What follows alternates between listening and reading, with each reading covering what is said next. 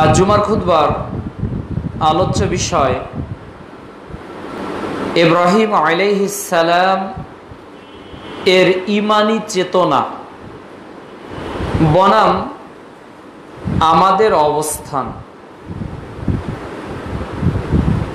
আল্লাহ রাব্বুল আলামিন ইব্রাহিম আলাইহিস সালাম এর জীবনী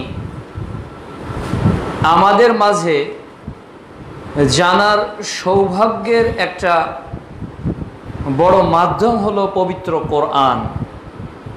কোরআনুল কারীমের প্রায় 25টি সূরার 204 খানা আয়াত বর্ণিত হয়েছে আবুল আম্বিয়া নবীগণের পিতা ইব্রাহিম আলাইহিস সালামের জীবনী, তার ইতিহাস, তার ত্যাগ, তেনার জীবনের পরীক্ষাগুলো।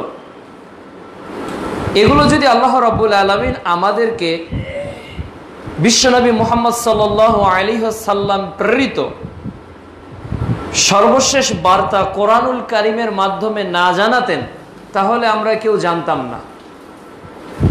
প্রায় 5000 বছর পূর্বে যার আগমন ঘটেছিল এমন একটা জাতির নিকট, যে জাতি ছিল শিরকের মধ্যে নিমজ্জিত। শিরকের এমন কোনো কার্যকলাপ নেই যা তাদের মধ্যে ছিল না। এবং ইব্রাহিম আলাইহিস সালামকে আল্লাহ রাব্বুল আলামিন এমন এক পরিবারে জন্ম দিয়েছেন, যে পরিবারে তিনি জন্ম নিয়েছেন তার জন্মদাতা পিতা নিজেই সেই মূর্তির একজন কারিগর, এবং সেই সময়ের তিনি একজন রাষ্ট্রীয় দায়িত্বশীল মন্ত্রী। এই শিরিক যুক্ত একটা সমাজে তাওহীদের বীজ নিয়ে আবুল আম্বিয়া ইব্রাহিম আলাইহিস সালামের আগমন আল্লাহ রাব্বুল আলামিন পৃথিবীতে করেন। যে ইব্রাহিম আলাইহিস সালাম এর জীবনীর আদর্শ নিয়েই আজকে আমরা বাইতুল্লাহ পেয়েছি, আল্লাহর ঘর, তাওয়াফ। আমরা পেয়েছি সাফা ও মারওয়ার সাই, আমরা পেয়েছি জমজম। এবং ইব্রাহিম আলাইহিস সালামের পুত্র ইসমাইল আলাইহিস সালাম এর বংশধর থেকেই মুহাম্মদ বিন আব্দুল্লাহ রাসূলুল্লাহ সাল্লাল্লাহু আলাইহি ওয়াসাল্লামের জন্ম হয় মা হাজেরার গর্ভে। বাংলাদেশের প্রেক্ষাপটে এই জিলকদ এবং জিলহজ এই মাসগুলোতে আমরা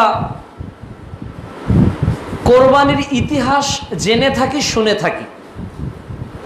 কোরবানির বিভিন্ন মাসালা নিয়ে আমরা নিজেরা জানার চেষ্টা করি। রাসূল সাল্লাল্লাহু আলাইহি ওয়াসাল্লামের সুন্নত নিয়েও আমরা অনেক পর্যালোচনা করি, আলোচনা করি।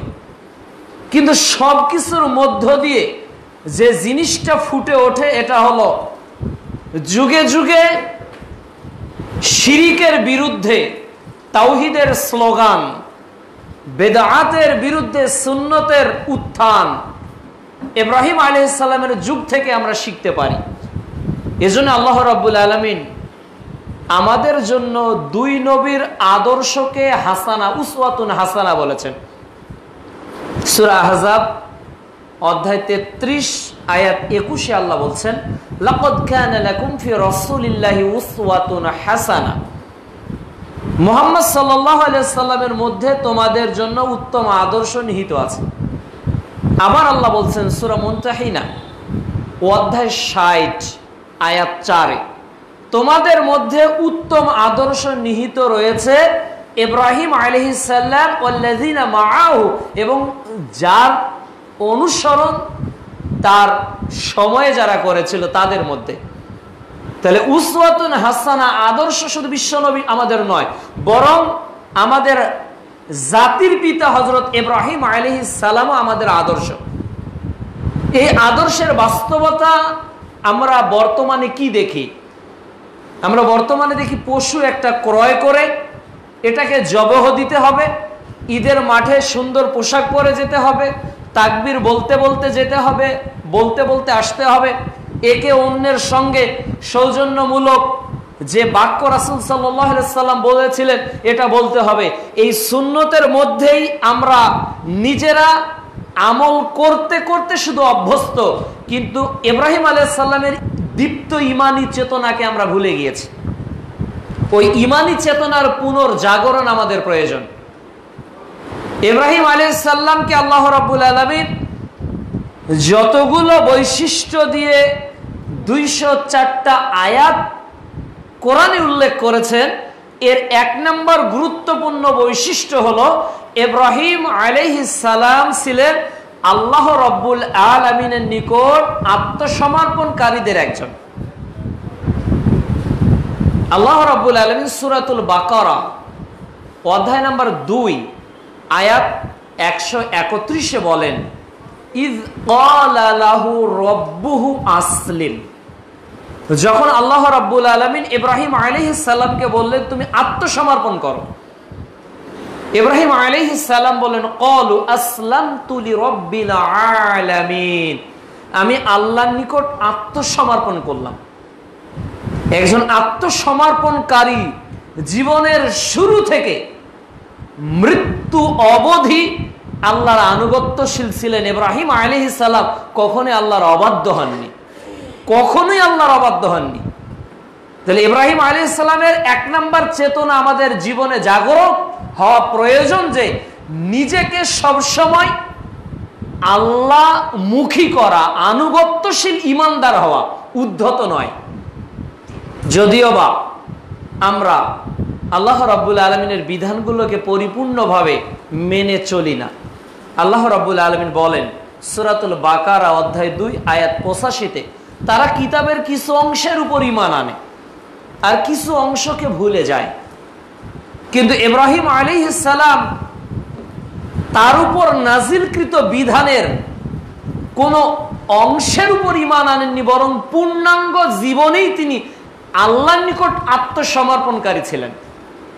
যার কারণে তিনি শুরুতেই তার পিতাকে জিজ্ঞাসা করেছিলেন, বাবা তুমি এমন প্রতিমার ইবাদত কেন করো যা নিজেরাই তোমরা তৈরি করো, অথচ আমাদের একমাত্র স্রষ্টা হলেন আল্লাহ সুবহানাহু ওয়া তাআলা, যিনি আমাদেরকে সৃষ্টি করেছেন। ইয়া আইয়ুহান নাস উবুদু রাব্বাকুমুল্লাযী খালাকাকুম ওয়াল্লাযীনা মিন ক্বাবলিকুম, হে মানুষ জাতি তোমরা ইবাদত করো তার যিনি তোমাদের স্রষ্টা এবং তোমাদের পূর্ববর্তীরও স্রষ্টা। বাবা আপনি কেমন প্রতিমার ইবাদত করেন যারা না উপকার করতে পারে না ক্ষতি করতে পারে? বাবা আল্লাহ রাব্বুল আলামিন আমাকে হেদায়েতের পথ দেখিয়েছেন, কাজে আপনি তার অনুসরণ করুন। বাবা আপনি শয়তানের অনুসরণ করবেন না, নিশ্চয়ই শয়তান আল্লাহর অবাধ্য। সূরা মারিয়ম অধ্যায় 19 আয়াত 42 থেকে একটু পড়ে দেখুন 45 পর্যন্ত। বারবার বলছে আব্বা, বারবার নিজের পরিবারকে দাওয়াত দিচ্ছে এমন কিছু প্রতিমার ইবাদত তোমরা কেন করো যা নিজেরা উপকারও করতে পারে না, কারো ক্ষতিও করতে পারে না। আজকের জীবন্ত মানুষগুলো মৃত মানুষের পূজা নিয়েই ব্যস্ত। আজকে জীবন্ত মানুষ মৃত মানুষের পূজা করছে, কেউ ভাস্কর্যের নামে, কেউ মাজারের নামে, কেউ সিমেন্ট আর খাম্বার নামে। আজ থেকে 5000 বছরের ইতিহাস এটাই সাব্যস্ত করে যে ইব্রাহিম আলাইহিস সালামের যুগের মানুষগুলো যে শিরকের মধ্যে নিজেদেরকে নিমজ্জিত করে ফেলেছিল, কালের আবর্তনে আজকেও ঠিক গোটা বিশ্বের মানুষগুলো অনুরূপ শিরকের মধ্যে নিজেকে জড়িয়ে ফেলছে। অথচ মানুষ মানুষ হয়ে মানুষের পূজা করবে না, মানুষ মানুষ হয়ে একমাত্র ইবাদত করবে আল্লাহ। সূরা জারিয়াত অধ্যায় 51 আয়াত 56 আল্লাহ বলছে, আমি জিন জাতি ও মানুষ জাতিকে সৃষ্টি করেছি একমাত্র আমার দাসত্বের জন্য। সূরা কাহাফ অধ্যায় 18 আয়াত 110-এ আল্লাহ বলছে, আল্লাহর ইবাদতে কারো সঙ্গে শিরক করা যাবে না, একমাত্র আল্লাহর ইবাদত করতে হবে। আজকে এই মূর্তির বিরুদ্ধে দৃঢ় পদে ছিলেন ইব্রাহিম আলাইহিস সালাম। কখনো তিনি এই মূর্তির সঙ্গে আপোষ করেননি।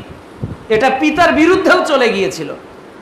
পিতা ধিক্কার দিয়ে বলেছিল, ইব্রাহিম, তুমি কি চাও যে আমি আমার ইলাহকে, মাবুদগুলোকে বর্জন করি? তুমি যদি তোমার দাওয়াত থেকে ফিরে না আসো, বিরত না হও, পাথর দিয়ে তোমার মাথাকে ফেটে চৌচির করে দিব, ভেঙে ফেলবো তোমার মাথাকে। এটা হলো পরাজিতের কণ্ঠের অন্তজ্বালা। যুক্তি যেখানে অচল হয়ে যায়, লাঠি সেখানে সচল। যখন পারা গেল না যে আসলেই তো এমন এক প্রতিমার ইবাদত করি, এরা কিছুই করতে পারে না। যে কারিগরটা একটা মূর্তিকে 1 মাস 2 মাস যাবত তৈরি করে, তখন ওটা কাদা, ইট, পাথর, রড, বালু, সিমেন্টের হয়। আর যখন সেটা তৈরি হয়ে যায়, তখন সেটা মানুষের সম্মানীয় বস্তু হয়ে যায়। কতটা নির্বোধ আমরা, কতটা বোকা আমরা, যেটাকে আমরা নিজ হাতে বানাচ্ছি, হয় রড, সিমেন্ট, বালু দিয়ে, না হলে মানুষের প্রতিকৃতি দিয়ে যেটাকে তৈরি করছি, তখন ওটার কারিগর আমরা, ওটার কারিগর আমরা। আর যখন ওটা তৈরি হয়ে যায়, তখন ওটার দাস আমরা। কতটা অধপতন আমাদের নেমে এসেছে। ইব্রাহিম আলাইহিস সালাম তার পিতাকে দাওয়াত দিয়েছেন। এখান থেকে শিক্ষণীয় বিষয় হলো যে ইব্রাহিম আলাইহিস সালাম হকের কথা বলতে গিয়ে সর্বপ্রথম বাধাপ্রাপ্ত হয়েছেন তার পরিবার থেকে। একই ঘটনা আমরা পাই আসিয়ার জীবনী থেকে। তিনিও কিন্তু তার পরিবারের বাধারই সম্মুখীন হয়েছিলেন ফেরাউনের কবলে পড়ে গিয়ে। বাধা এসেছিল, তার উপর নির্যাতন এসেছিল। এই পরিবার ইসলাম মানতে গিয়ে বাধা আপনাকেও দিতে পারে। হক পথে আপনার বিপদকে আপনার পিতা হতে পারে, যার জলজান্ত উদাহরণ হলো ইব্রাহিম আলাইহিস সালাম। আজকেও অনেক সন্তান সঠিক কথা বললে পিতা সন্তানের বিরোধিতা করে। আজকে অনেক সন্তান দাড়ি রাখতে চাইলে পিতা তাকে নিরুৎসাহিত করে। সন্তান হালাল চাকরির জন্য চেষ্টা করলে বাবা তাকে হারামের নানা উপঢৌকন এনে হাজির করায়। কিন্তু ইব্রাহিম আলাইহিস সালামের চেতনা এটা ছিল না। ইব্রাহিম আলাইহিস সালামের চেতনা ছিল হকটাকে প্রকাশ করা। এজন্য আল্লাহ রাব্বুল আলামিন সূরা আন-নিসা অধ্যায় 4 আয়াত 135-এ বলছেন যে তুমি সত্য কথা বলো, হক কথা বলো, যেটা সঠিক সেটাই বলো, যদিও সেটা তোমার নিজের বিরুদ্ধে চলে যায়, যদিও সেটা তোমার পিতামাতার বিরুদ্ধে চলে যায়, এরপরে হকটা বলতে হবে। কেন? সত্য তো মানুষের পক্ষ থেকে আগন্ত কোনো বিষয় নয়, বরং হক আসে আল্লাহর পক্ষ থেকে। সূরা কাহাফ অধ্যায় 18 আয়াত 29-এ আল্লাহ বলছে, অকুলিল হাক্কু মির রাব্বিকুম, বলো হক আসে তোমার প্রতিপালকের পক্ষ থেকে। ফামান শাআ ফালিউমিন ওয়া মান শাআ ফালিয়াকফুর, যার ইচ্ছা সে এর উপর ঈমান আনুক, যার ইচ্ছা সে কুফরি করুক। একই কথা সূরা দাহারে বলছে আল্লাহ, ইম্মা শাকিরা ইম্মা কাফুরা, যার ইচ্ছা সে শুকরিয়া আদায়কারী হবে, যার ইচ্ছা সে কুফরিকারী হবে। এই স্বাধীনতা আল্লাহ আপনাকে আমাকে দিয়েছে। আমরা ইচ্ছা করলে দুধও খেতে পারি, ইচ্ছা করলে মদও খেতে পারি। এটাই তো পরীক্ষা, এটাই আমাদের জন্য পরীক্ষা। ইব্রাহিম আলাইহিস সালাম সম্মুখীন হয়েছিলেন তার পরিবারের পক্ষ থেকে দাওয়াত দিতে, পরীক্ষার সম্মুখীন। শুধু তাই নয়, সমাজের মানুষ ইব্রাহিম আলাইহিস সালামের বিরোধিতা করেছিলেন। গোটা সমাজের মানুষ যে ইব্রাহিম তো আমাদের এই মাবুদগুলোকে বর্জন করতে বলে, এই মাবুদের বিরুদ্ধে বিভিন্ন জায়গায় নানা কথা বলে বেড়ায়। তারা বলল, ইব্রাহিম চলো আজকে পূজা দিতে যাই, আজকে আমাদের আরাধনায় যাই। ইব্রাহিম আলাইহিস সালাম আকাশের দিকে তাকালেন, তাকিয়ে বললেন, আমি তো অসুস্থ, আমি অসুস্থ। তো লোকেরা মনে করলো তারকা গনেছে, হয়তো ইব্রাহিম হয়তো তারকার পূজা করে, তারা ফিরে গিয়েছে তাদের উপাসনালয়ে। আর ইব্রাহিম আলাইহিস সালাম মনে মনে বলেছে, তোমরা যখন চলে যাবে তোমাদের এই মূর্তিগুলোকে আমি ভেঙে একাকার করব। ইব্রাহিম আলাইহিস সালাম এর সন্তান মুহাম্মদ সাল্লাল্লাহু আলাইহি সাল্লামের চরিত্র কি ছিল? ঠিক একই ছিল না? ঠিক একই ছিল। দেখুন, পবিত্র কোরআনুল কারীমের 17 নম্বর সূরা, অধ্যায় 17 সূরা বনী ইসরাঈল, আয়াত 81-তে আল্লাহ বলছে, ওয়াকুল জাল হক ওয়া যাকাল বাতিল। এই আয়াতটা তিনি কখন বলেছেন? সহিহ বুখারীতে হাদিস এসেছে, 4270 নম্বর হাদিস। তিনি যখন মদিনা থেকে মক্কা আসলেন, মদিনা থেকে যখন তিনি মক্কা বিজয়ী বেশে আসছেন, তখন আর তিনি পরাজিত নন, তখন তিনি বিজয়ী বেশে যখন মক্কাতে ঢুকছেন, তার হাতে একটা লাঠি। আর তিনি এটাই বলছেন, জাল হক, সমাগত হয়েছে, এসে গেছে সত্য, ওয়াযাকাল বাতিল, দুরভিত হয়েছে মিথ্যা। মিথ্যা এই দীর্ঘদিন মক্কাতে প্রতিষ্ঠিত ছিল, দেবদেবীর সামনে মানুষ মাথা নত করত। এই হক সমগত হওয়ার কারণে ওয়াযাকাল বাতিল, বাতিল নিচ্ছিন্ন হয়ে গেছে, বাতিল দুরভিত হয়ে গেছে। কেন? ইন্নাল বাতিলা কানা যাহুকা,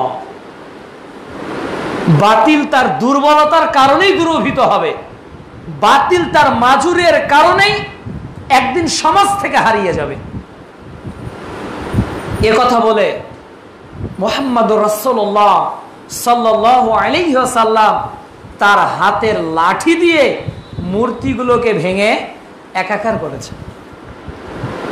যেটা করেছিলেন 5000 বছর পূর্বে, 4000 বছর পূর্বে ইব্রাহিম আলাইহিস সালাম আবুল আম্বিয়া আর নবীগণের নেতা মুহাম্মদ সাল্লাল্লাহু আলাইহি সাল্লাম পিতার আদর্শকে অক্ষুণ্ণ করে ঠিক মক্কাতে চতুর্দিকে ঘেরা এই 360টা মূর্তিকে তিনি ভেঙে একাকার করে দিলেন।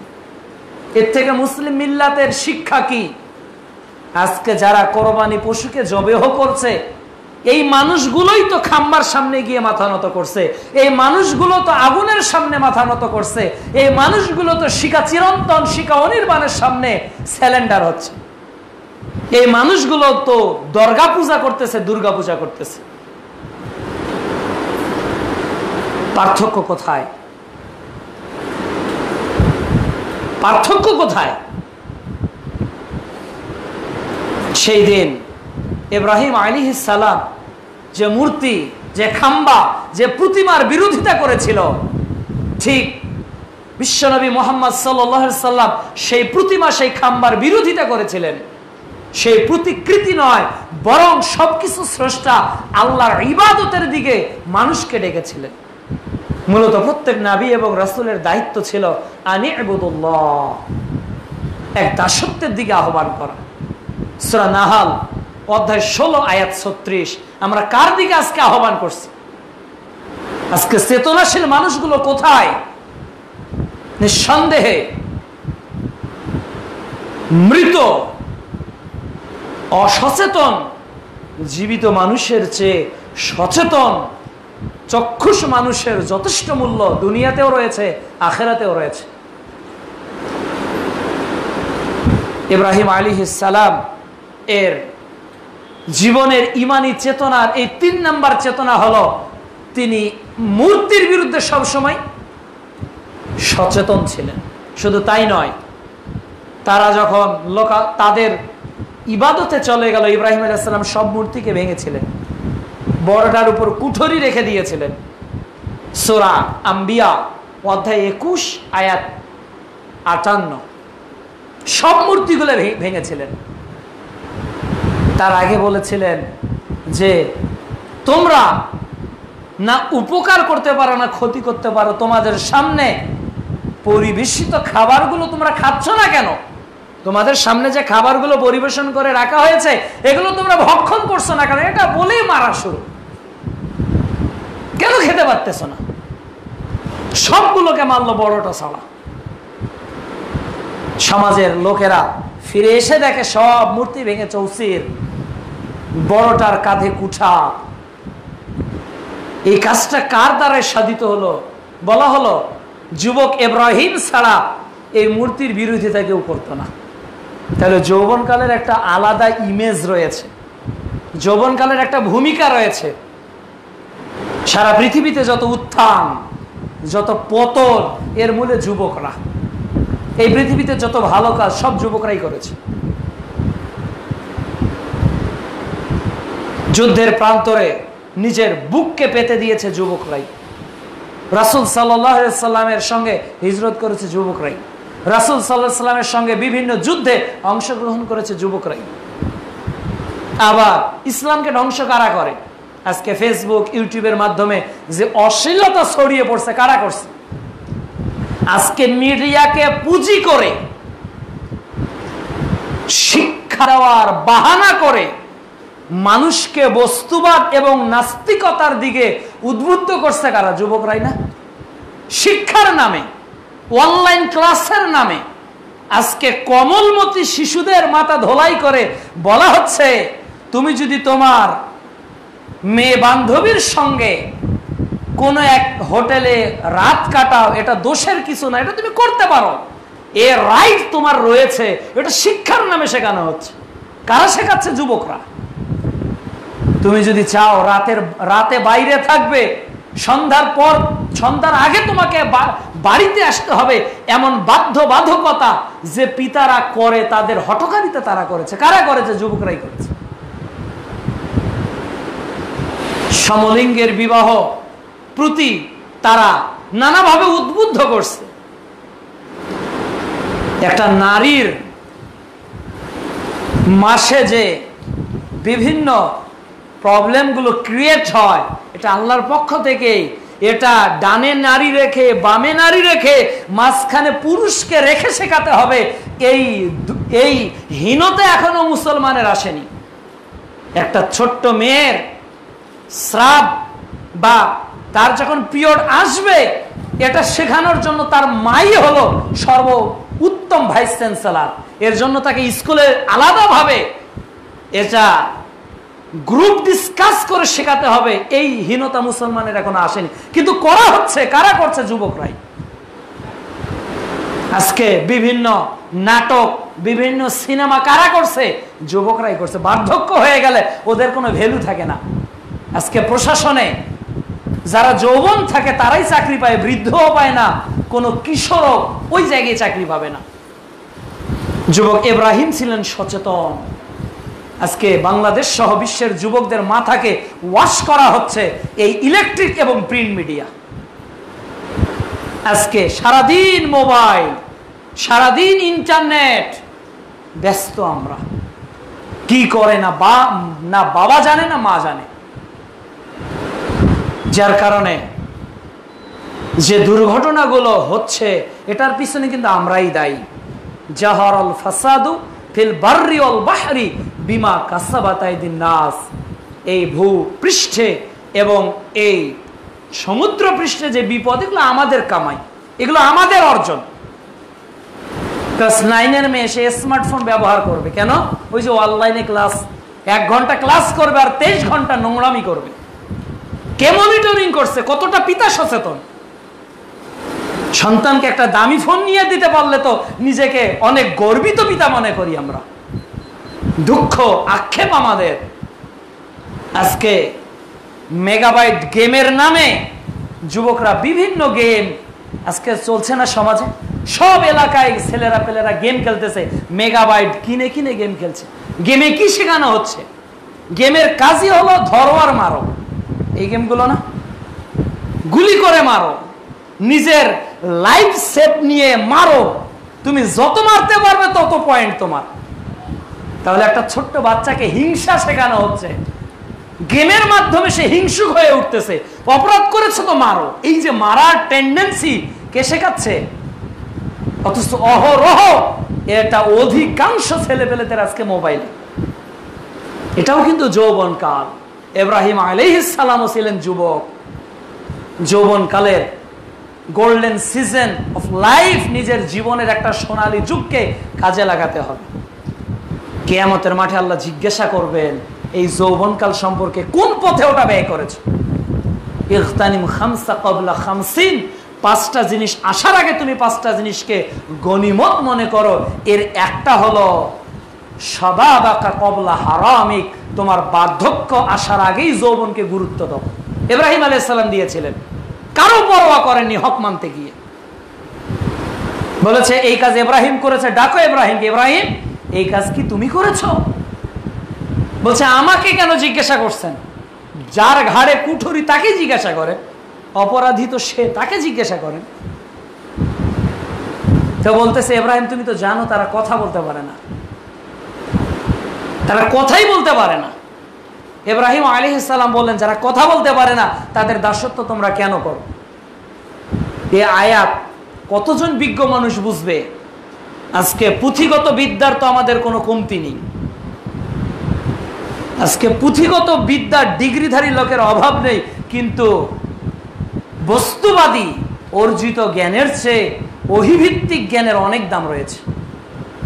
আপনার অর্জিত জ্ঞান কখনোই আপনাকে হক আর বাতিলের পার্থক্য করতে শেখাবে না, যতক্ষণ ওই অর্জিত জ্ঞানের সঙ্গে ওহির জ্ঞানকে যুক্ত করা হয়নি। আপনি বড়জোর একজন ডিগ্রিধারী প্রফেসর হতে পারেন, আপনি বড়জোর একজন ডিগ্রিধারী এমবিবিএস ডাক্তার হতে পারেন, আপনি বড়জোর একজন ডিগ্রিধারী বিসিএস ক্যাডার হতে পারেন, আপনি বড়জোর একজন ডিগ্রিধারী শিক্ষিত মানুষ হতে পারেন। প্রকৃত মানুষ হওয়ার জন্য ওহির জ্ঞান দরকার। বস্তুবাদী জ্ঞান দিয়ে কখনো প্রকৃত মানুষ হওয়া যায় না, যার বাস্তবতা আমরা ক্রমশ দেখছি। জালিয়াতি, দুর্নীতির আর কি নিদর্শন এই দেশটাকে দেখতে হবে। করোনার সংকটকালে তো দেখলাম খাদ্যদ্রব্য নিয়ে কতটা রোষানলে পড়তে হয়েছিল দেশকে। এখন দেখতে হচ্ছে ভাইরাস টেস্টের নামেও কতটা প্রতারক আমরা সাজতে পারি, কতটা প্রতারক আমরা হতে পারি। আবার নৌপথে বোরকা পরেও পালিয়েও যেতে পারি আমরা। আজকে এই যে শিক্ষা, বস্তুবাদী শিক্ষাই হলো এটা। নগদ জাপাও হাত পেতে নাও, বাকির খাতা শূন্য থাক, দূরের বাদ্য লাভ কি শুনে মাঝখানে যে বেজায় ফাঁক। কবে জান্নাত কবে জাহান্নাম এটা তো অনেক দূরের কথা, নগদ জাপাও সেটাই আগে নাও। এজন্য নিজের মধ্যে শুধু একটা পশু জবাই করার মধ্যে কোনো ক্রেডিট নেই। ক্রেডিট হলো ইব্রাহিমী চেতনা আপনার মধ্যে জাগ্রত আছে কিনা। সূরা হজ অধ্যায় 22 আয়াত 37 আল্লাহ বলছে লা ইয়ানালুল্লাহু লুহুমুহা ওয়ালা দিমাউহা ওয়ালাকি ইয়ানালুহু তাকওয়া মিনকুম। আমি কোরবানি পশুর রক্ত তোমাদের নিকট চাই না, আল্লাহর এটার কোনো প্রয়োজন নেই। আল্লাহ গোশত দিয়ে কি করবেন, আল্লাহ রক্ত দিয়ে কি করবেন? ওয়ালাকি ইয়ানালুহু তাকওয়া মিনকুম। আমি চাই তোমাদের মধ্যে আল্লাহ ভীরুকে, তোমাদের মধ্যে সর্বাধিক পরহেজগারকে, এটা আল্লাহ দেখতে চান। ইব্রাহিম আলাইহিস সালাম এর 4 নাম্বার যে চেতনা আমরা পাই, যে তিনি সত্যে দৃঢ় ছিলেন, কখনো ভেঙে পড়েননি, টলকে যাননি। 5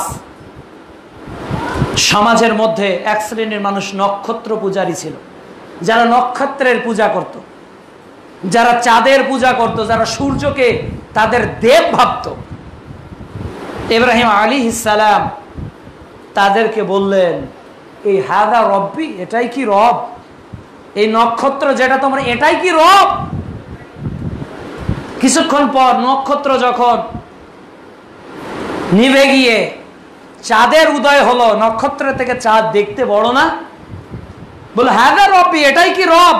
ওটার থেকে তো এটা বড়, আলো দিচ্ছে বেশি। সকালবেলা যখন সূর্য উদিত হলো, বললো হাদা রব্বি হাদা আকবার, এটাই কি রব যেটা সবচেয়ে বড়? ওটাও যখন অস্ত নিমিত হয়ে গেল, তখন ইব্রাহিম আলাইহিস সালাম বলেন ইন্নী ওয়াজ্জাহাতু ওয়াজহিয়া লিল্লাযী ফাতারাস সামাওয়াতি ওয়াল আরদ। আমি আমার মুখমণ্ডলকে ওই আল্লাহর দিকে মোতাওজ্জ করলাম, ওই আল্লাহর দিকে ফিরে নিলাম যিনি আসমান ও জমিনের স্রষ্টা। আমি অংশীবাদীদের অন্তর্ভুক্ত নই। তাহলে কিছু আলোর ঝলকানি কিছু সময়ে কাজ করে, কিন্তু কিছু সময় পর সেটা নিঃশেষ হয়ে যায়, শেষ হয়ে যায়। সূর্যের সেই উত্তাপ আপনারা এখন দেখতে পাচ্ছেন, বর্ষাকাল হলেও সূর্যের যে তাপ, গ্রীষ্মের ছোঁয়া মনে হচ্ছে লেগে গেছে, গরম। কিন্তু এই সূর্যটা এক সময় কি হয়ে যাবে, তার এই শক্তিমত্তাকে হারিয়ে ফেলবে যখন সেটা অস্তনিমিত হয়ে যাবে। এইরকম জোয়ার এবং ভাটা প্রত্যেকেরই আসে। জোয়ার আসলেই আমি ভাববেন না যে আমি অল ইন অল, আমি সর্বে সর্বা না। যে যৌবন আল্লাহ দিয়েছেন, ওই যৌবনকে আল্লাহ বার্ধক্যে রূপান্তর করারও ক্ষমতা রাখেন। যে আল্লাহ রাব্বুল আলামিন ক্ষমতা দিয়েছেন, ওই ক্ষমতা থেকে পদচ্যুত করারও মালিকও একমাত্র তিনি। কাজেই আমরা যাতে আমাদের স্বপদে থেকে, স্বমেধায় থেকে নিজেকে কখনো শ্রেষ্ঠ না মনে করি, নিজের বুঝকে, নিজের ইলমকে, নিজের অর্থকে, নিজের ক্ষমতাকে সবকিছুর উপর যাতে আমরা প্রাধান্য দেয় নাই, না হলে আমরা চরম ভুলে শিকার হয়ে যাব, যা জাহেলরা হয়েছিল। এগুলো প্রতিমা নয়, বরং এই সূর্য, নক্ষত্র, চন্দ্রের যিনি স্রষ্টা, ওই আল্লাহকে আমাদেরকে সেজদা করতে হবে, যেটা ছিলেন ইব্রাহিম আলাইহিস সালাম এর ইমানি চেতনার একটি অংশ। 6 নম্বর হলো, তিনি রাষ্ট্রীয় নেতাকে দাওয়াত দিয়েছিলেন এবং সত্য জিনিস সামনে উপস্থাপন করেছিলেন। তাকে যখন বলা হলো যে এলাকায় একটা ছেলে এইগুলো মূর্তি প্রতিমার বিরোধিতা করে, ডাকো তাকে। সূরা বাকারা অধ্যায় 2 আয়াত 258। তাকে বলা হলো যে ইব্রাহিম, বলো তো তোমার রব কি পারে যেটা আমি পারি না। তো ইব্রাহিম আলাইহিস সালাম বললেন, আমার আল্লাহ মৃত্যুকে জীবিত করতে পারে আর কোন জীবন্ত মানুষকে মৃত্যু দিতে পারে। তখন রাষ্ট্রের মোড়ল বলল, ওটা তো আমিও পারি, আমি মৃত্যুকে জীবন দিতে পারি আর জীবিত মানুষকে মেরে ফেলতে পারি। তার মানে ফাঁসির আসামিকে ছেড়ে দিলে মরা মানুষ বেঁচে গেল, আর নির্দোষ মানুষকে ফাঁসি দিলে মেরে ফেলা হলো। ইব্রাহিম আলাইহিস সালাম বললেন, আমার আল্লাহ পূর্ব দিগন্তে সূর্য উদয় করেন আর পশ্চিম দিগন্তে ওটা অস্ত নিমিত হয়, তুমি রব হলে ওটা করে দেখাও। তখন নমরুদ উত্তর হারিয়ে ফেলবো, কি বলবে, সে নিজেও কখনো ভাবেনি এভাবে, হয়তো যে আসলেই তো আমি যে নিজেকে রব বলে দাবি করি, কিন্তু সূর্য তো আমার কথায় উদিত হয় না, অস্তনিমিত হয় না। আজকে যারা একটা ভৌগোলিক দেশের নেতৃত্ব দেয়, সেটা বাংলাদেশ হোক, ভারত হোক, পাকিস্তান হোক, মালদ্বীপ হোক, যে দেশেরই যে প্রেসিডেন্ট হোক, একটা ভৌগোলিক জায়গা কিছু মানুষের উপর তিনি শাসন করতে পারেন না। নিচের শাসন তার উপর আছে, না উপরের শাসন তার নিকট আছে। নিচের শাসন বলতে এই মাটির নিচে স্বর্ণ থাকবে না রৌপ্য থাকবে না খনিজ পদার্থ থাকবে, এর মালিকানা, এর স্থায়িত্ব কেবলমাত্র দিয়েছেন কে? আল্লাহ। আবার ওই স্থানে, ওই আয়তনের মধ্যে যে আকাশ সীমা রয়েছে, ওই আকাশ সীমায় কখন সূর্য উঠবে, কখন সূর্য অস্তনিমিত হবে, কখন মেঘ আসবে, কখন বৃষ্টি হবে, কখন বজ্রপাত হবে, ওটা কন্ট্রোলেরও ক্ষমতা আমাদের নিতে আছে কি? না নিচের মাটির খবর আমরা জানি, না ওই আকাশের সূর্য, চন্দ্র, নক্ষত্র, না ওই বায়ুমণ্ডলকে আমরা পরিবর্তন করতে পারি, আমরা কিছুই পারি না। এরপরেও আমরা ক্ষমতার অপব্যবহার নিজেরা নানা সময়ই করে যাই, যেমন করা হয়েছিল ইব্রাহিমের কাছে। তখন বলা হলো যে একে আগুনে ফেলে দাও, একে আগুনে ফেলো। কেন? এ তো আমাদের মতের নয়। আগুনের ব্যবস্থা করা হলো। ইব্রাহিম আলাইহিস সালাম দৃঢ় ছিলেন। ওই যে প্রথমেই আয়াত, সূরা বাকারা অধ্যায় 2 আয়াত 131, আসলামতু লিরাব্বিল আলামিন। তিনি আত্মসমর্পণকারী হয়েছিলেন, আগুনের প্রস্তুত। শুধু এতটুকু বলেছে যে আল্লাহর উপর ভরসা তার ছিল, না কোনো মানুষের, না কোনো জিবরিলের, না কোনো ফেরেশতার উপর তিনি ডিপেন্ড ছিলেন। আমার জন্য আল্লাহই যথেষ্ট। এই যে ইমানের দৃঢ়তা। আল্লাহ আগুনকে কি বললেন? কুলনা ইয়া নারু কুনি বারদাম ওয়া সালামান আলা ইব্রাহিম। হে আগুন, ইব্রাহিমের জন্য তুমি শীতল হয়ে যাও। এটা বললেই তো হয়ে যেত। সালাম বলার কারণ কি? ও সালামান আলা ইব্রাহিম, ঠান্ডা এমন হয়ে যায়ও না যেটা বরফ হয়, বরং শীতল হও সালাম দিয়ে, শান্তিপূর্ণ শীতলতা। ফ্রিজের ডিপটাও শীতল, আবার এসির বাতাসটাও শীতল। একটা হলো শীতল করে, আর একটা হলো জমাট করে, জমাট বদ্ধ করে, ওটা ডিপ ফ্রিজ। কিন্তু এসির বাতাসটা শীতলতা এনে দেয় গরমে। আল্লাহ এটাই বলেছে ইব্রাহিম আলাইহিস সালামের জন্য, তুমি আরামদায়ক শীতল হয়ে যাও, এমন ঠান্ডা হইও না যাতে তিনি জমাট বেঁধে যায়। বের হয়ে আসলেন ইব্রাহিম আলাইহিস সালাম, পরীক্ষায় পাশ করলেন। এরপর এলাকা ছাড়তে হলো তাকে, স্ত্রী সারা, গর্ভে সন্তান নেই, চলছেন। আবার পরীক্ষার সম্মুখীন হলেন শাসকের, নিয়ে যাওয়া হলো স্ত্রীকে। সেখানে এক পরীক্ষা পেলেন হাজরাকে, চলে গেলেন হাজরাকে নিয়ে। দুই স্ত্রী দাসী হিসেবে পেয়ে পরে বিবাহ করলেন। গর্ভে আসলো ইসমাইল আলাইহিস সালাম বার্ধক্যে। কে দিতে পারে এটা? বার্ধক্যের সন্তান আল্লাহ দিতে পারে। এই যে দৃঢ়তা, কোন পীর, কোন মাজার, কোন তাবিজ কবজ আমার সন্তান দেওয়ার মালিক নয়, বরং সন্তান দেওয়ার একমাত্র মালিক হলেন আল্লাহ। আজকে বাচ্চা হয় না মাজারে যাই, বাচ্চা হয় না বিভিন্ন তাবিজ ব্যবহার করে, বাচ্চা হয় না পীরের কাছে গিয়ে লক্ষ লক্ষ টাকা দিয়ে ধর্ণা হচ্ছে। আজকে কোথায় গেল সেই পীরেরা যারা অনেক কিছুই করার ক্ষমতা রাখে, যাদের ইশারায় নাকি অনেক কিছুই হয়ে যায়, যারা নাকি অনেক কিছু ভালো করতে পারে? কিন্তু প্রায় গোটা পৃথিবীতে 7-8 মাস ব্যাপী এই করোনা ভাইরাসের কোন তাবিজ তো তারা আজও আবিষ্কার করতে পারলো না। এই জাতিকে ধোঁকা দিয়ে ইমান হরণের একটা পায় তারা গোটা বাংলাদেশে সহ গোটা বিশ্বের বিভিন্ন জায়গায় চলছে, ভারত উপমহাদেশে। এগুলোর আসলে কোনো ক্ষমতা নেই। একমাত্র ওহু আলা কুল্লি শাইইন কাদির, সর্ব বিষয়ে তিনি সর্বশক্তিমান, তিনি আল্লাহ।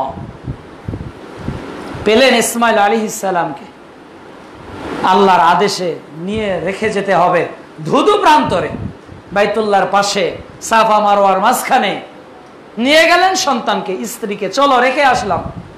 এই যে ইমান, পারবেন এটা? সন্তানের চেয়েও আল্লাহর ভালোবাসা অনেক গুণ বেশি প্রিয়।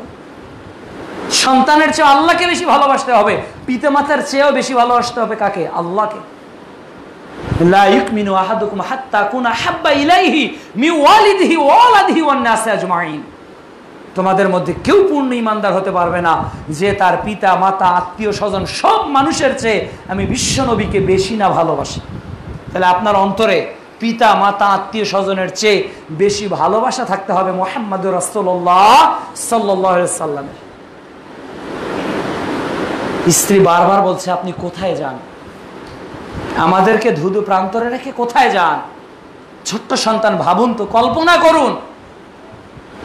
তিনি হাজেরাকে একটা টেলিফোন দিয়ে যান নাই যে তুমি এইটা স্মার্টফোন নাও, ডাটা চালু করে ভিডিও কলে তোমার সঙ্গে আমি কথা বলবো যে তোমরা কেমন আছো। সুযোগ ছিল নাকি? মোবাইলে কথা বলার কোনো সুযোগ ছিল? মোবাইলই তো আবিষ্কার হয়নি। ধুধু প্রান্তরে আল্লাহ রাখতে বলছে, রাখতে হবে। এই যে আনুগত্য, কতজনের মধ্যে এই চেতনা রয়েছে? গরু যতটা গুরুত্ব দিয়ে খুঁজি, ইমানি চেতনা কিন্তু এইভাবে গুরুত্ব দিয়ে আমরা কেউ উপলব্ধি করার চেষ্টা করি না, যার কারণে গরুর মধ্যে আমাদের কোরবানি সীমাবদ্ধ। দুঃখজনক হলেও সত্য, গোটা বাংলাদেশে এখন ইউটিউব জগতে একটাই বিষয় বেশি আলোচিত, ভাগে কোরবানি চলবে কি চলবে না। সব জায়গায় 5 জন আলেম বলেছেন এইটা, 2 জন আলেম বলেছেন ওইটা, 3 জন আলেম বলেছেন এটা। গোটা মিডিয়া এখন তোড়পাড়, কে ভাগে কোরবানির পক্ষে আর কে বিপক্ষে, এটা নিয়েই কিন্তু ইউটিউবে মাতাল। যে প্রত্যেক ইউটিউবার বলছে এটা হলো একটা ভিউয়ার্স বাড়ানোর মুখ্যম সময়। মুখ্যম সময় যে এরা ভাগে কোরবানির পক্ষে বড় বড় স্কলার মদিনার, এরা বিপক্ষে মদিনার অমুক, এটা আমরা পার্থক্য করে জাতিকে বোঝাচ্ছি কোরবানি মানেই হলো ভাগে কোরবানি দেওয়া যাবে কি যাবে না, এর নাম হলো কোরবানি, আর কোনো ইতিহাস কোরবানির নেই। এমন ভাবে আমরা রিপ্রেজেন্ট করতেছি কোরবানিকে, এই একটা অথবা দুইটা মাসলাকে, মানে আর কোরবানি বিষয়ে কোনো ইসলাম নেই। ইসলামে বাড়াবাড়ির কোনো সুযোগ আপনাকে আল্লাহ দেয়নি। যারা এগুলো নিয়ে বাড়াবাড়ি অতিরিক্ত করছে, যত আলোচনা এই বিষয়গুলো নিয়ে হচ্ছে, এত আলোচনা কিন্তু অন্য বিষয় নিয়ে আমরা কেউই করছি না। মূর্তি যে রাখা জায়েজ নয়, হারাম, মূর্তি ভাঙাটাই যে মুসলমানের নীতি, এ বিষয়ে তো একক কোনো আলোচনা হচ্ছে না। যে 10 জন আলেম মূর্তি ভাঙার জন্য একটা প্রস্তাব সরকারকে দিয়েছে, শহীদ মিনার যাতে না থাকে একটা প্রস্তাব দিচ্ছে, এইরকম কোনো কাটিং সাটিং কিন্তু কেউ করতেছে না। বা কোনো পূজা চলবে না, এই যে পীরদের খাম্বা এগুলো টোটাল বন্ধ করা হোক, এই যে ইব্রাহিম আলাইহিস সালামের যুগ থেকে পাওয়া যাচ্ছে এগুলোর কোনো অস্তিত্ব ছিল না, এগুলোর কিন্তু কাটিং ভিডিও পাওয়া যাচ্ছে না। যে ত্যাগ করতে হবে আমাদেরকে, ত্যাগ যে কোনো মূল্যে ইসলাম মানতে হবে, এই টেন্ডেন্সি পাওয়া যাচ্ছে না। অথচ ইব্রাহিম আলাইহিস সালাম তার সন্তানকে রেখে আসছেন, ছোট্ট সন্তান, কয়েকটা খেজুর আর কিছু পানি।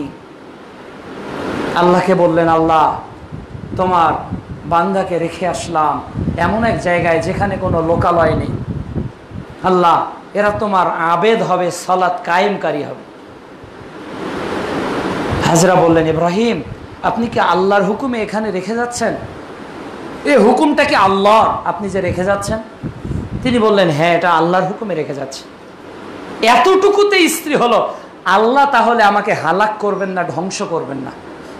কতটা ঈমান একটা স্ত্রীর মধ্যে, আল্লাহ আমাকে আর ধ্বংস করবেন না, আপনি আল্লাহর হুকুমই রেখে যাচ্ছেন। গাইবে আওয়াজ হলো জিবরাইলের মাধ্যমে, তুমি ভীতু হইও না, তোমার স্বামী এবং তোমার সন্তান দিয়ে আল্লাহ তার ঘরকে নির্মাণ করবেন। চলে গেলেন ইব্রাহিম আলাইহিস সালাম। স্ত্রী হাজেরা পানি এবং খেজুর ফুরিয়ে গেল, সাফা মারওয়াতে দৌড়াদৌড়ি করছেন, পানির খোঁজে পেলেন না। সন্তানের কাছে এসে দেখেন যে পানি তৈরি হয়ে গিয়েছে।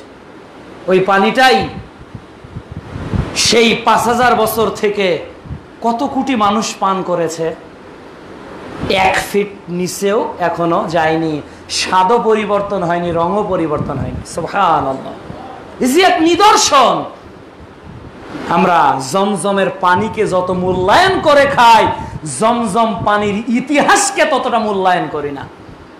বিশ্ব নবীর নাম শুনে যতটা সাল্লাল্লাহু আলাইহি সাল্লাম আবেগ দিয়ে পড়ি, বিশ্ব নবীর সিরাতকে এত আবেগ দিয়ে মেনে চলি না।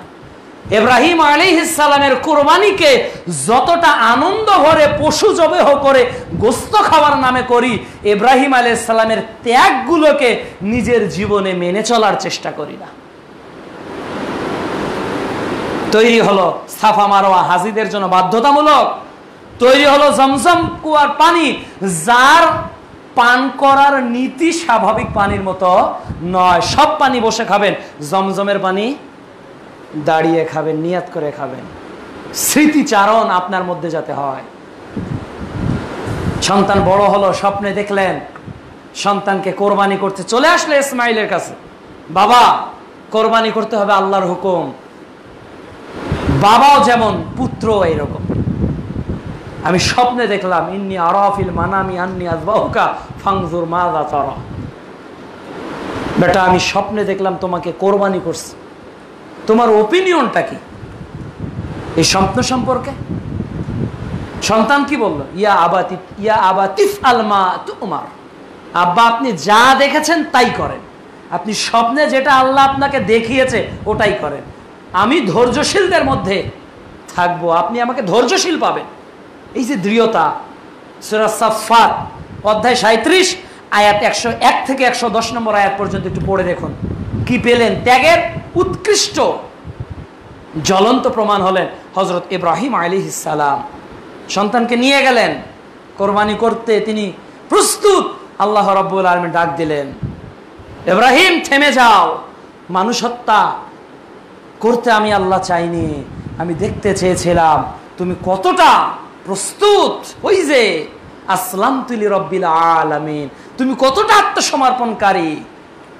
এই কোরবানির সিলসিলা এই 5000 বছর ধরে চলছে, ইতিহাস তো এইগুলো।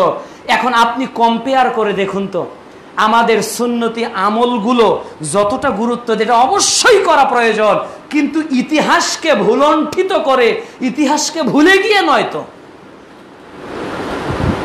আজকে এই দাড়ি কার সুন্নাহ? 10টা সুন্নত ইব্রাহিম আলাইহিস সালামের কাছ থেকে বিশ্বনবী পেয়েছে, তার একটা হলো দাড়ি, কোরবানি। কিন্তু এই আমলগুলো আজকে কতজনের মধ্যে বদ্ধমূল।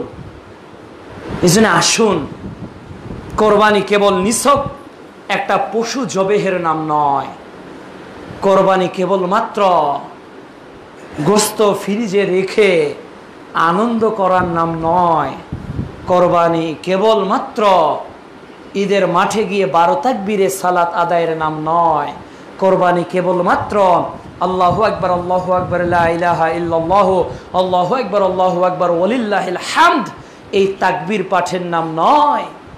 কোরবানির তাৎপর্য, কোরবানির ত্যাগ, কোরবানির পরীক্ষা যদি আপনার আমার মধ্যে বাস্তবে না থাকে, তাহলে এই কোরবানি গোস্তের মধ্যেই সীমাবদ্ধ হবে। এ দিয়ে আপনার আমার ব্যক্তিগত ইমানের কোনো উন্নতি সাধন হবে না।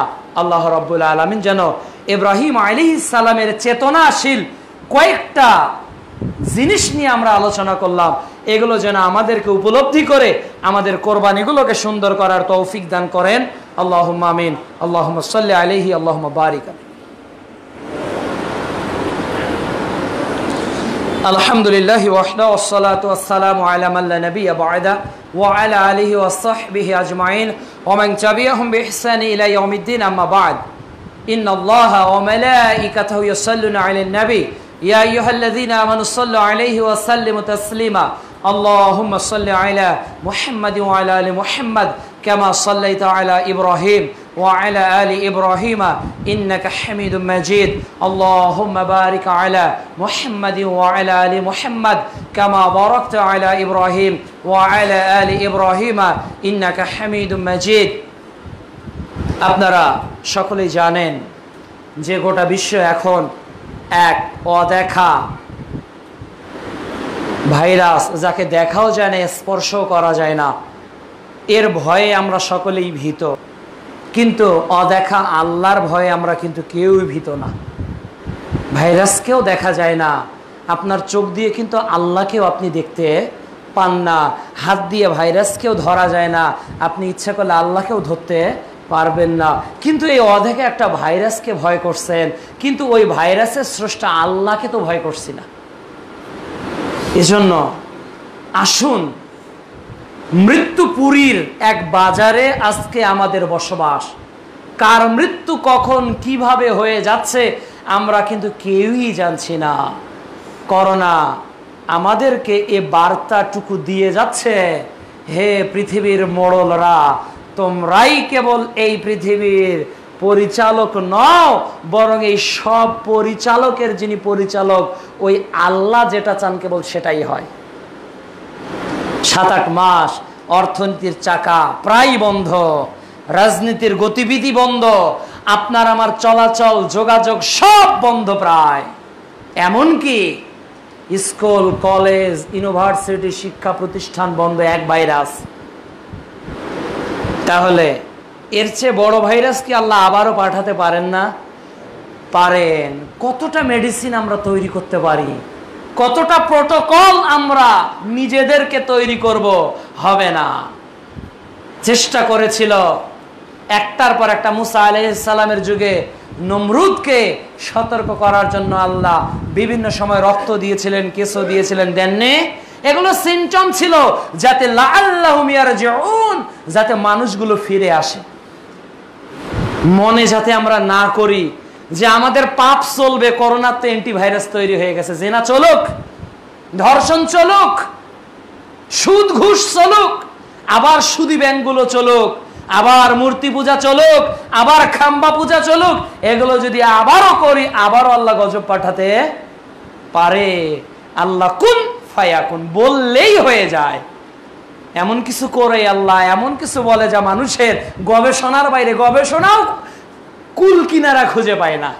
সে আল্লাহকে আসুন না ভয় করি, করোনাকে নয় আল্লাহকে ভয় করি, করোনা স্রষ্টাকে ভয় করি, ইত্তাকিল্লাহ, আল্লাহকে ভয় করি, পরহেজগারিতা অবলম্বন করি, তাহলেই করোনায় যদি মৃত্যুও হয়ে যায়, শাহাদতের মৃত্যু হয়ে যাবে ইনশাআল্লাহ। আল্লাহকে ভয় করে করোনা নিয়ে যদি মারা যান শাহাদত, আর করোনার ভয় আল্লাহকে বাদ দিয়ে যদি হয়, শাহাদতের মৃত্যু নসিব হবে না। এজন্য করোনাটা মুসলমানের জন্য একটা রহমত, এটা রহমত। এটা মুসলমান কখনো কোনো কিছুতে বিচলিত হয় না।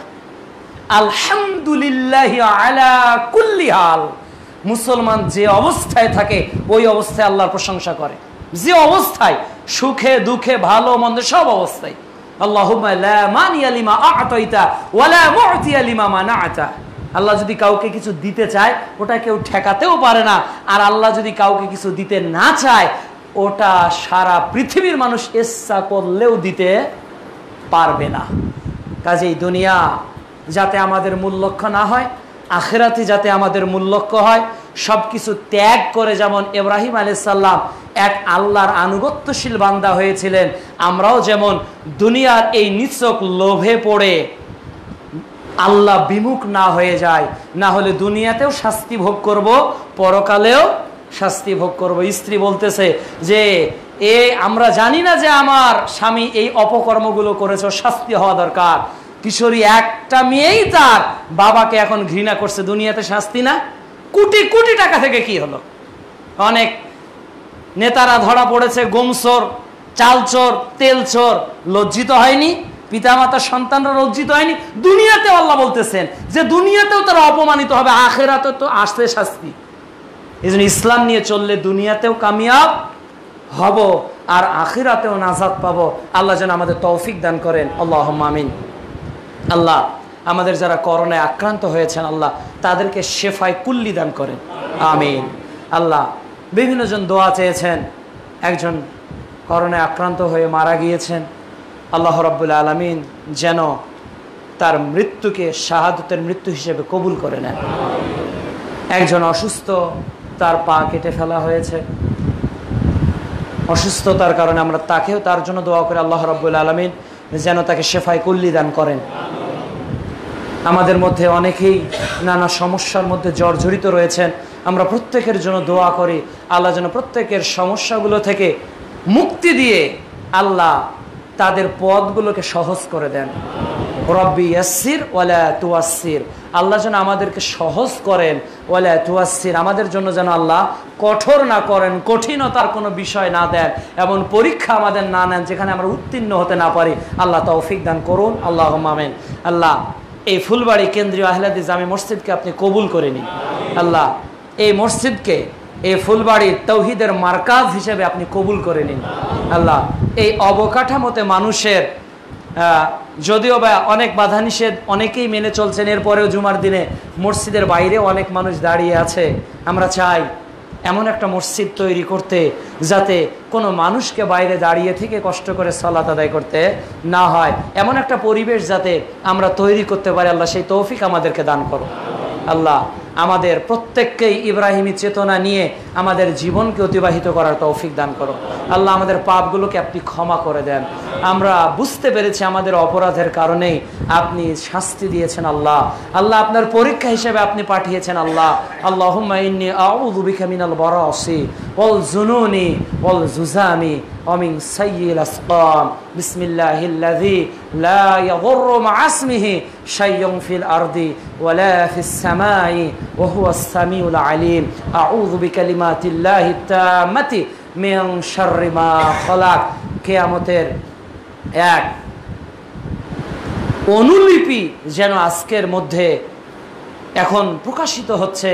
কত বাবার মৃত্যুতে সন্তান পর্যন্ত ঢাকা থেকে আসেনি, কত স্ত্রী মা মৃত্যুবরণ করেছে, মা মৃত্যুবরণ করেছে আমাদের উপজেলায়, মা মৃত্যুবরণ করেছে, বৃদ্ধ মা, ছেলেও ডাক্তার, ছেলের স্ত্রীও ডাক্তার, যখন সংবাদ পেয়েছে যে মা মারা গেছে, স্ত্রী ঢাকার বাসায় স্বামীকে তালা দিয়ে রেখেছে যে তোমাকে আমি যেতে দিব না, তোমার মা মারা গেছে, যাক, তোমাকে আমি যেতে দিব না।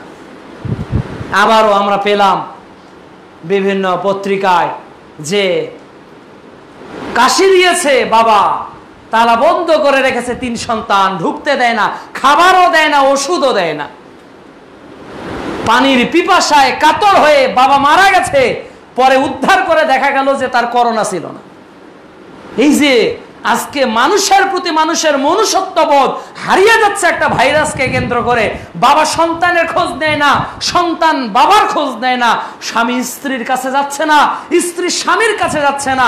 একটা ভাইরাসকে ভয় করে যদি একটা মানুষ থেকে মানুষ এত দূরত্ব বজায় রাখে, নামাজে 3 ফিট দূরত্ব বজায় রাখে, তাহলে কাল কিয়ামতের ময়দানে যেই দিন সূর্য মানুষের মাথার কাছাকাছি চলে আসবে, যেই দিন মানুষ তার আমল নিয়ে ইয়া নাফসি করবে, মানুষের পাপের কারণে, তার অপরাধের কারণে তার হাঁটু থেকে, তার কোমর থেকে এই ঘাম তার ভরপুর হয়ে যাবে, সেই দিন মানুষকে কিভাবে ভুলে যেতে পারে একবার চিন্তা করে দেখুন।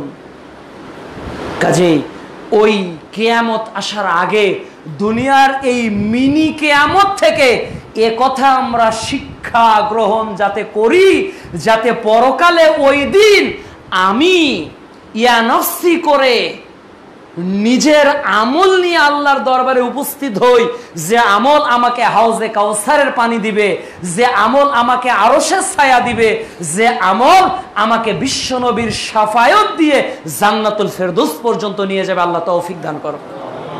আল্লাহ এই মসজিদের যারা দায়িত্বশীল, যাদের অক্লান্ত পরিশ্রমী মসজিদ এতদূর পর্যন্ত এসেছে, আল্লাহ এই তাদেরকেও আপনি কবুল করে নেন। একটি ছোট্ট হাদিস, রাসূল সাল্লাল্লাহু আলাইহি ওয়াসাল্লাম বলেছেন, মান বানা মসজিদাম, যে ব্যক্তি মসজিদ তৈরি করে, বানাল্লাহু লাহু বাইতান ফিল জান্নাহ, আল্লাহ ওই ব্যক্তির জন্য তার জান্নাতে ঘর তৈরি করে। আপনার বাড়ি, আপনি যান, আপনি যখন বাড়ি যাবেন, বাড়ির দিকে, তখন কিন্তু আপনার আমলনামায় কোনো নেকি লেখা হয় না, কিন্তু বাড়ি থেকে যখন এই 3 শেড মসজিদের দিকে আসেন, প্রত্যেক কদমে কদমে নেকি লেখা হয়, আর প্রত্যেক কদমে কদমে গুনাহ মাফ হয়। আপনার এসি বাড়িটাও কিন্তু উত্তম স্থান আল্লাহ বলেননি, বরং আল্লাহর নিকট সবচেয়ে সর্বাধিক প্রিয় স্থান মসজিদ, এবং নিকৃষ্ট স্থান বাজার। মসজিদ টিনের হলেও ওটা আল্লাহর নিকট প্রিয়, আপনার বাড়ি সোনা দিয়ে তৈরি করা হলেও ওটা আল্লাহর নিকট অত প্রিয় নয়।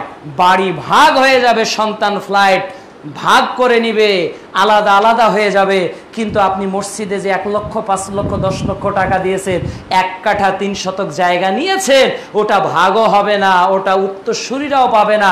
কিয়ামতের আগের দিন পর্যন্ত যতবার সেজদা হবে, মরেছেন 100 বছর হয়েছে, 200 বছর হয়েছে, 500 বছর হয়েছে, 1000 বছর এখনো কিয়ামতের ধরে নেন আছে, ওই 1000 বছর ধরে এই ফুলবাড়ি, এই কেন্দ্রীয় আহলে জামে মসজিদে যারা দান করেছেন, তাদের মৃত্যুর পর যদি এই জামে মসজিদ 1000 বছর টিকে থাকে, 1000 বছরে যত মানুষ সালাত আদায় করেছে, যত মানুষ সেজদা দিয়েছে, যত মানুষ কোরআন তেলাওয়াত করেছে, যত মানুষ ইফতার করেছে, যত মানুষ এখানে তারাবির সালাত আদায় করেছে, 1000 বছর পর হলেও আপনি মৃত্যুর পর কবরে নেকি পেতেই থাকবেন।